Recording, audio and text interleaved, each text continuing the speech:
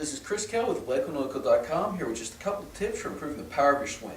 Now when we're looking at improving swing power, we have two components that we want to train. Alright, we have force production or strength training, and then we have the ability to move quickly or speed. Alright, and that's accomplished through power work.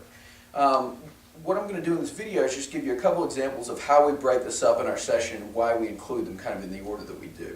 Now, we always want to include power first, simply because to produce speed, we really have to train the nervous system early in the session to make sure that you're fresh. All right? So with that said, we also want to mimic motions that involve the swing. So in this case, it would be rotational movements. And one of the exercises that we really like for rotational movements are medicine ball throws. They're very user-friendly.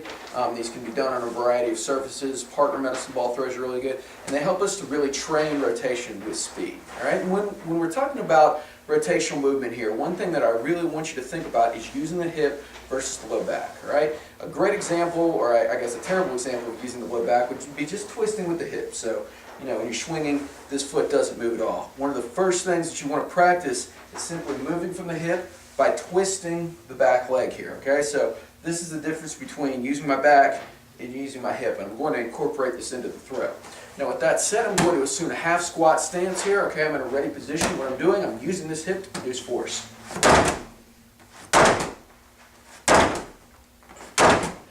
As you can see, it's a very powerful movement.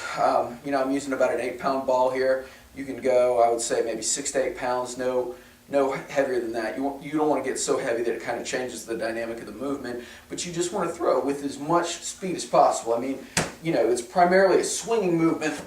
You're using the hips to generate the initial force, and then you follow through with the arms. All right, from there, we're also going to include a jump squat to kind of increase force production of the legs. So with this, okay, the movement would be just a jump as high as you can, land on your toes, land on your heels, pause. And with that, I'm just looking for 5 reps. A progression for that would be, you know, just a speed squat.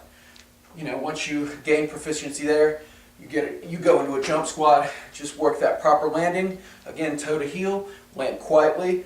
That's really the main thing. Again, for that, I'm looking for maybe 2 to 3 sets of 5 reps, no more than that. It's speed, so we want to do it quickly, and then we move into our strength training workout. All right, for strength training, we stick to very simple movements.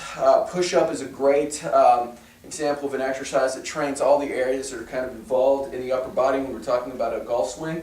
And really with the push-up, you know, it's also good because we can increase it progressively. We can make it harder, you know, starting on the floor here, 6 to 8 reps, pause at the bottom, up fast, lowering slowly.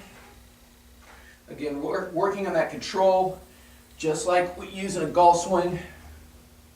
As I become better at this movement, what we can do is simply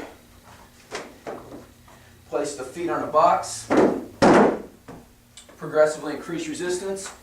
Same concept applies. Pause at the bottom, up fast, lowering slowly, keeping my hips level. 6 to 8 reps. All right, from here, we're going to go into our lower body exercise, which is a split squat. All right, the split squat, once again, same concept applies. Kind of getting a target here. Just going to drop my back foot down the step, knee over toe here, pressing through the front heel. 6 to 8 reps on each side. As you become better in this movement, we can elevate the foot on a step here. Simply drop it down, come back up. Equal reps on each side. Now for our final movement, we're going to include a core exercise in here. Again, we want to train the core to be stable while we're moving the hips and the upper back of the golf swing. So to reinforce that, we can simply hold in a frontal plank.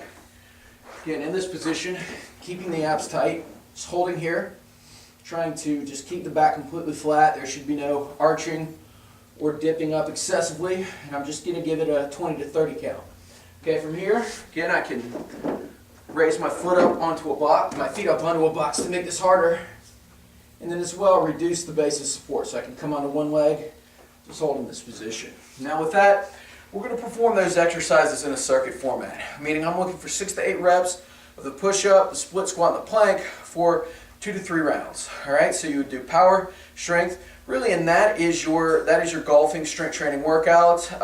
The beauty of that is really applies equally to many sports, but it's a great way to increase power, to increase movement, to get in better physical shape, but to really target those muscles that are involved in golf.